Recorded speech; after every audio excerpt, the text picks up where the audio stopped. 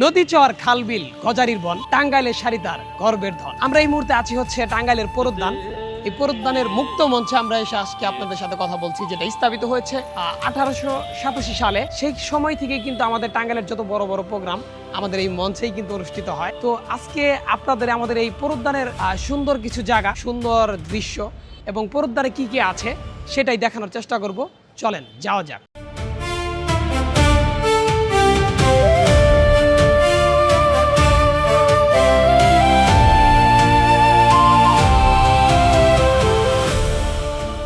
ভাবছিলাম যে সম্পূর্ণ মনে হয় পাকা টাকা করবো, কিন্তু আসলে সম্পূর্ণ পাকা না, মানে মাঝখান দিয়ে এই যে রাস্তাঘাটগুলো যেগুলো আছে এইগুলা সুন্দর করে করতেছে, আবার মাটি দিতেছে। এই জায়গায় কি পাকা টাকা হবে?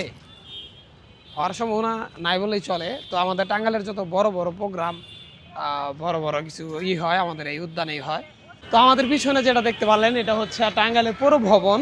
আমাদের টাঙ্গাইলের পৌরসভার যত কার্যক্রম হয় এই পৌরসভার ভিতরেই কিন্তু এইটার হয়। আমাদের পৌর ভবনটা হচ্ছে টাঙ্গাইলের নিরালামোড়ের সাথেই হচ্ছে আমাদের এই যে ওই সামনেই পৌর ভবন, আর এটা হচ্ছে নিরালামোড়।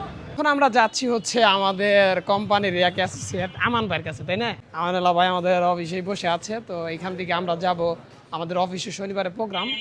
তো সেই প্রোগ্রামের জন্য হচ্ছে আমাদের অনেক কাজ আছে, টিকিট, ব্যানার, তারপরে আরও হয়তো অনেক কিছু অর্ডার করতে হবে। তো সেই জন্য আজকে শহরে আসা, আর আমান ভাইয়ের সাথে আপনাদেরকে দেখা করাই দিব আজকে, যেহেতু সবার সাথে পরিচয় থাকা দরকার, তাই না? আমান ভাইকে, আর এটা হলো আমার কাকা। আবার আমার কোম্পানির বস, মানে দুই সম্পর্ক একসাথে, সেটা বুঝছেন? এলো বিষয়।